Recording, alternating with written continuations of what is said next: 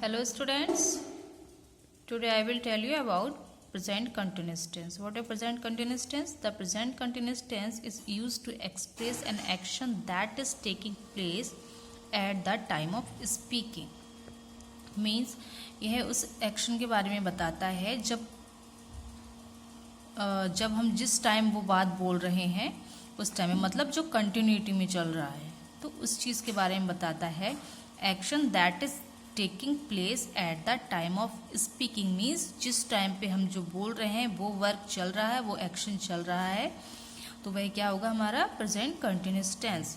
For example, right now I am speaking at the present time. मैं अभी के time पे बोल रही हूँ, तो ये क्या होगा, कंटिन्यूटी में बोले जा रही, तो ये क्या होगा हमारा present continuous tense. See some examples. I am reading novel, right?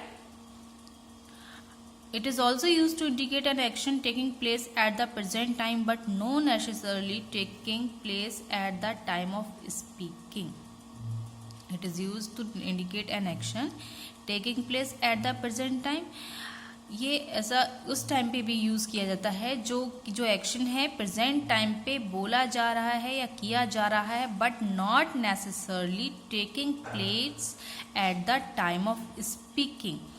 But ये ज़रूरी नहीं है कि जिस टाइम पे हम बोल रहे हैं वो उसी टाइम पे या उसी जगह पे वो वर्क हो रहा हो. For example, they are constructing an office complex here.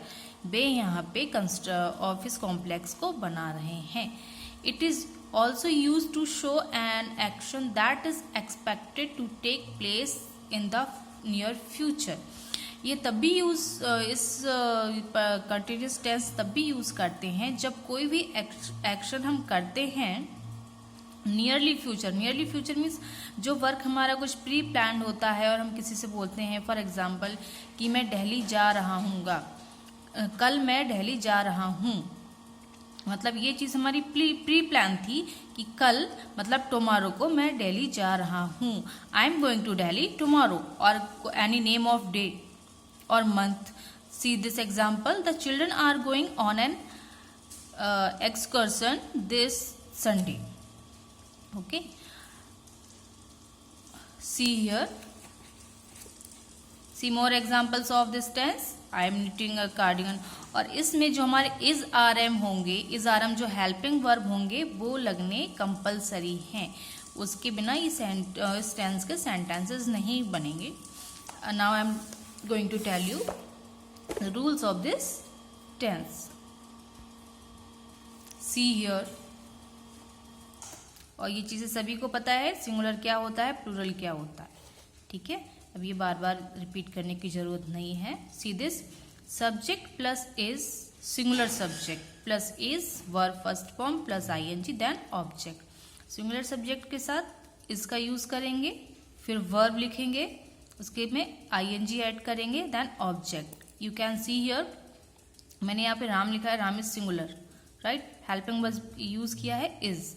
Read is verb, original verb और वर्ब की फर्स्ट फॉर्म. आईएनजी जो हमें ऐड करनी है, then book is object. I के साथ हमेशा एम यूज करते हैं. I plus am plus verb first form plus ING plus object. I am going to market. Okay. Now plural subject. Subject plural के साथ हम कौन सा हेल्पिंग वर्ब यूज करेंगे, are. Are plus verb first plus ING plus object. They, your, we, Ram and Riya. Ram and Riya means any two name of person. ये necessary नहीं है कि राम एंड रिया ही लिखा होगा. आपके कोई भी प्लेस, कोई टू प्लेसेस हो सकते हैं, कोई टू थिंग्स हो सकती हैं, कोई टू पर्सन्स के नेम हो सकते हैं, टू एनिमल्स के नेम हो सकते हैं, right. Like dog and cat are helping verb then playing. Okay. Now I am going to tell you, this is very easy tense and it is clear to everyone. I am going to tell you how to convert this sentence into negative and interrogative. Okay, into negative and interrogative. For this, see this line. Two negative is formed by adding not after auxiliary verb, helping verb. इसको auxiliary verb भी बोलते हैं। Helping verb के बाद हमें इसमें not add करना होगा इसको नेगेटिव बनाने के लिए, और इसमें कोई भी चेंज नहीं होगा। ओके, मैं आपको मैं बार बार सिंगुलर प्लूरल नहीं लिखूंगी, ये सभी को पता है सिंगुलर के साथ क्या यूज होगा और प्लूरल के साथ क्या यूज होगा।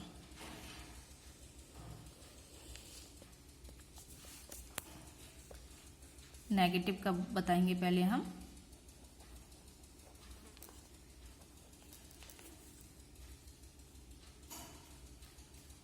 Subject plus is, are, am plus not plus verb first form plus ing plus object if there is any object, otherwise no problem. Okay, now I am taking this sentence. Ram is reading book. Ram is reading book. First subject is Ram. I have written Ram. Now Ram is first person or singular subject, then I use is, because singular के साथ is use होता है। अब हमें क्या लगाना है इसके बाद? नॉट प्लस वर्ब की फर्स्ट फॉर्म क्या है? Verb is reading, sorry read. Now next B add ing, then object book. Okay, इस तरह से हमारे इसके नेगेटिव सेंटेंसेस बनेंगे। Now how to make interrogative sentences. How to make interrogative sentences? See here, is, are, am plus subject plus verb plus, sorry, verb first form plus ing plus object. Okay, मैं इसी sentence को लेती हूँ for an example.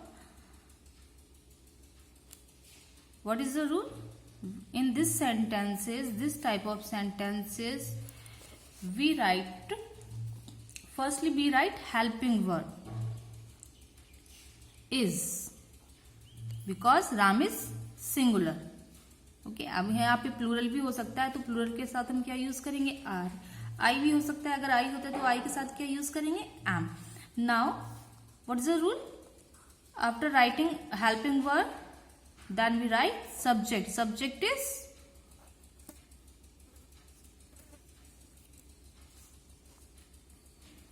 subject is Ram, then verb first form plus ing means this thing, reading book, and at the end question mark. Okay, this is very easy tense. See here again, with singular subject we use is, ing, with I, am, and with plural are. You have to remember this thing. आपको ये चीजें learn करनी पड़ेंगी, और especially these things, these rules, how to convert negative and interrogative sentences. Okay, now let's come to the next tense, present perfect tense. Present perfect tense. Present perfect tense, इसमें हम क्या use करते हैं? हमारे mainly इसमें क्या आते हैं जिसमें हैज एंड हैव। और प्रेजेंट परफेक्ट टेंस हमें किसके बारे में बताता है? See here, the present perfect tense is used to show an action that just has just been completed. प्रेजेंट परफेक्ट टेंस हमें वो चीज बताता है, वो एक्शन बताता है कि जो जस्ट ही फिनिश हुई है। For example see this, Reena has just finished her food. Reena ने अभी जस्ट अपना फूड फिनिश किया है। और ये नेसेसरी नहीं है, जरूरी नहीं कि हर एक सेंटेंस में जस्ट ही आए।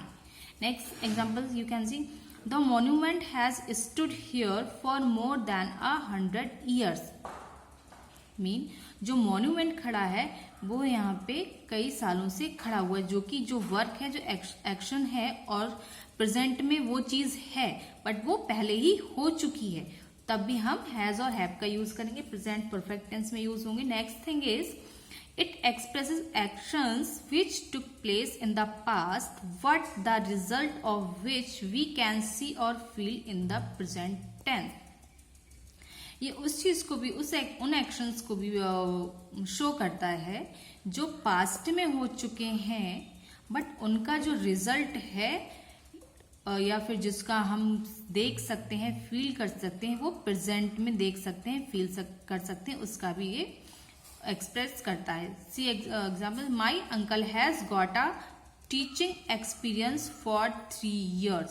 Has got a teaching experience. अब जब एक्सपीरियंस है और 3 years का है, मतलब ये चीज हमारी पास्ट में हो चुकी है। उन्होंने, जो अंकल थे, उन्होंने टीचिंग कब की थी? पास्ट में की है, तभी तो उनको 3 years का हमें एक्सपीरियंस मिला है।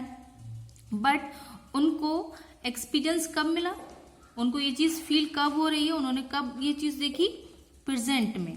तो इस कंडीशन में भी प्रेजेंट परफेक्ट टेंस ये चीज भी शो करता है। Next thing, it is also shows past events the time for which is not mentioned। Means ये उन चीजों को भी शो करता है, पास्ट के इवेंट्स को भी शो करता है जिसमें टाइम मेंशन नहीं होता। They have known each other for years. अब they have known each other for years, अब वो कब से जान रहे हैं, इसमें कोई है फॉर ईयर्स मीन बहुत सारे ईयर्स से, कब, काफी सालों से एक दूसरे को जान रहे हैं। लेकिन यहाँ पे कोई भी टाइम मेंशन नहीं किया है वो कि कितने सालों से जान रहे हैं, तो इसमें भी प्रेजेंट परफेक्ट ही यूज होगा। Now see rules. With singular subject has and with plural and I have, ये चीज याद रखनी पड़ेगी। सिंगुलर सब्जेक्ट के साथ has and plural and I के साथ have.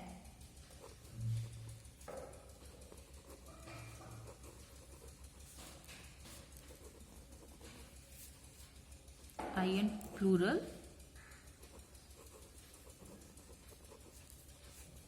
have, sorry, okay।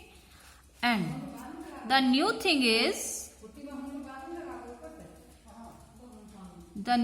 is, in this tense, subject helping verb has if the subject is singular, then we write have, has। And in this verb third form, in sentences में जितने भी perfect tenses होंगे हमारे, उसमें हमारी verb की third form ही आएगी। Then object, you can see this example, he has caught a fish, उन्होंने फिश पकड़ी है।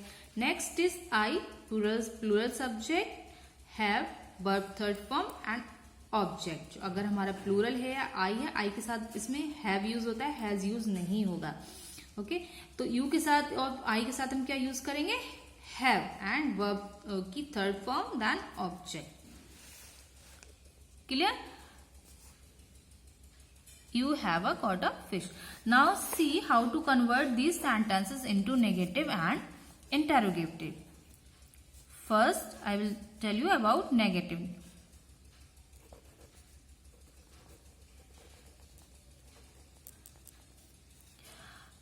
What is negative? इसमें भी सेम थिंग है, जो हमारा हेल्पिंग वर्ब है उसके बाद ही हमारा नॉट ऐड हो जाएगा और ये नेगेटिव में convert, sorry, subject plus has, have plus not plus verb third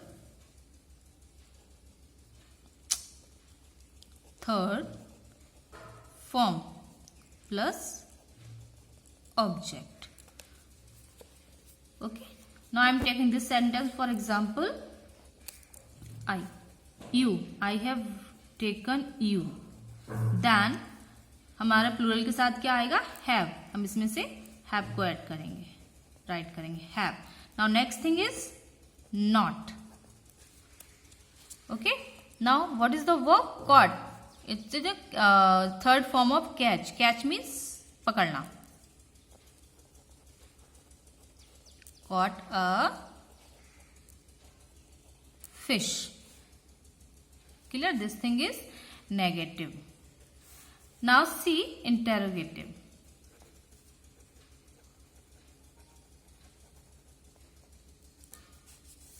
Simple formula.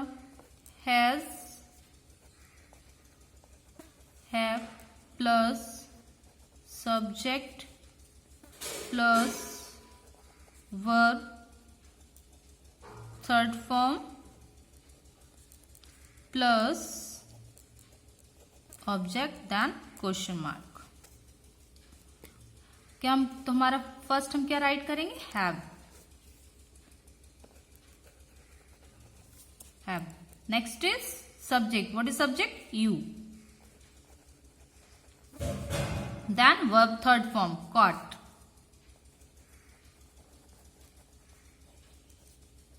A fish. Okay, have you caught a fish? क्या तुमने फिश पकड़ी है? ये इस टाइप के क्वेश्चंस हमें यस और नो के आंसर देने होते हैं. इस टाइप के अगर इनसे क्वेश्चंस कोई हमसे पुट अप करता है तो इनका जो आंसर आएगा यस और नो में आएगा. Have you caught a fish? क्या तुमने फिश पकड़ी है? यस और नो? नो, आई हैवंट, मतलब हमने नहीं. Okay, so the chapter of this tense is complete.